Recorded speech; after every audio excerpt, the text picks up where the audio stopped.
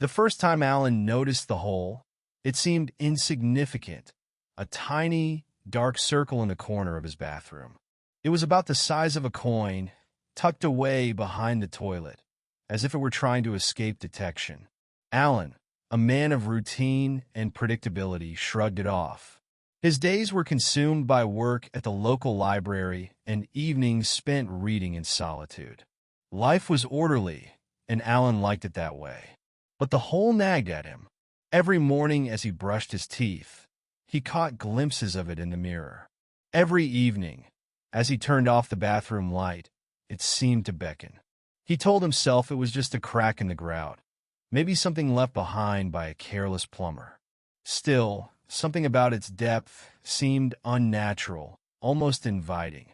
One Thursday evening, after a particularly dull day of shelving books, Alan decided to investigate.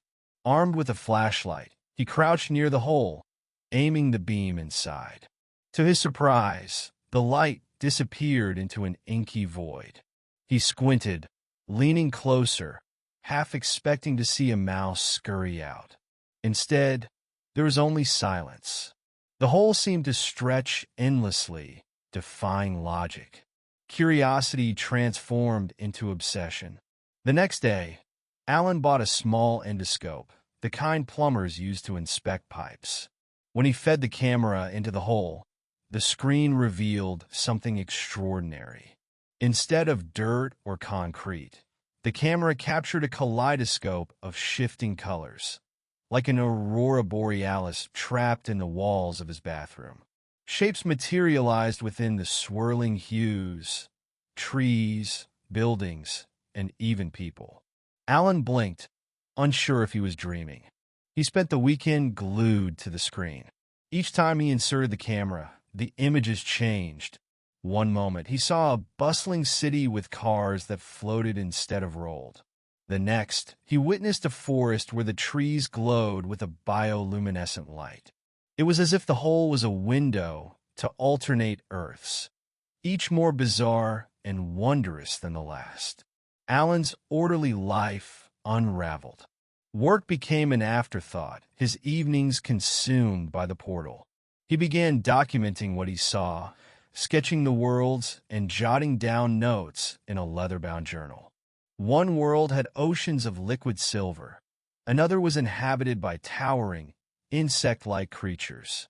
Some seemed idyllic, others dystopian, but all were fascinating.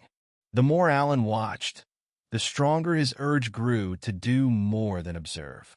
He wanted to step through, to experience these worlds firsthand.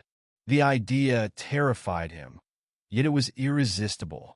He began to prepare, gathering supplies, a sturdy backpack, water, food, a flashlight, and a rope tied around his waist in case he needed to pull himself back. On a moonless night, Alan made his move. He approached the hole, which now seemed larger, as if it had been waiting for him. With a deep breath, he crawled through. The transition was seamless. One moment he was in his bathroom. The next he was standing in a field of impossibly tall grass under a sky with 3 suns. The air was warm and smelled of sweet nectar. Alan's heart raced with a mix of fear and exhilaration. Exploration became his new routine. Each journey revealed something astonishing. One world was entirely underwater, with breathable liquid surrounding him.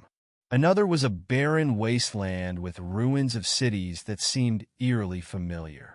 Time worked differently in these worlds. Hours there felt like minutes at home.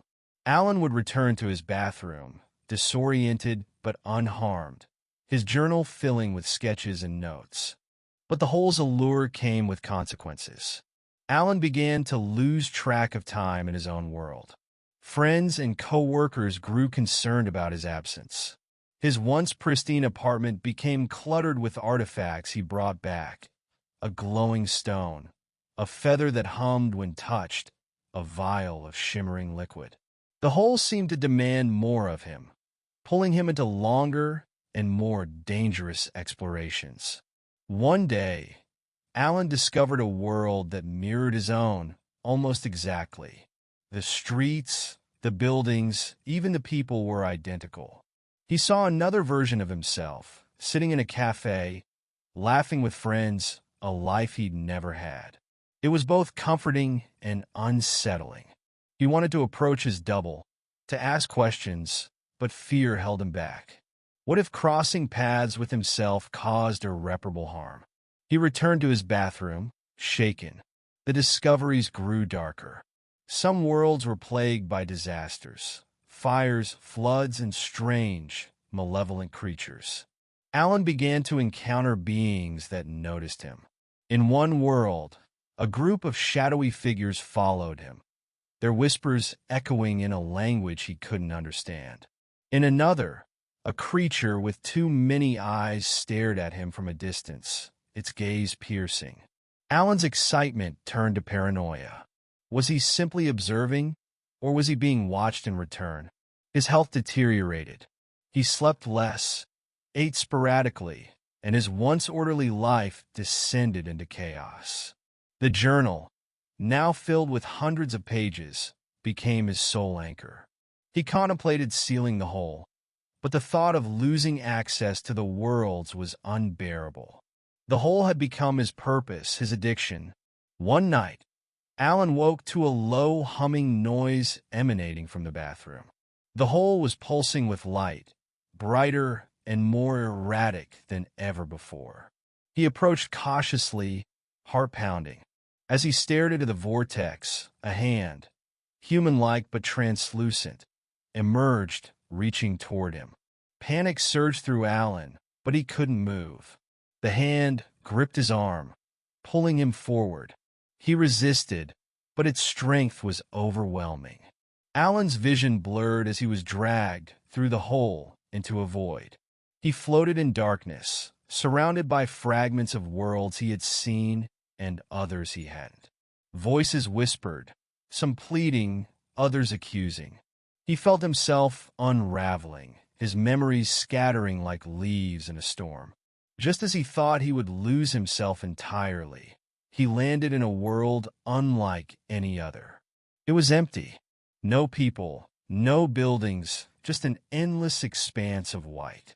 Alan's voice echoed as he called out, his words swallowed by the void. Time lost meaning. Days, maybe weeks passed.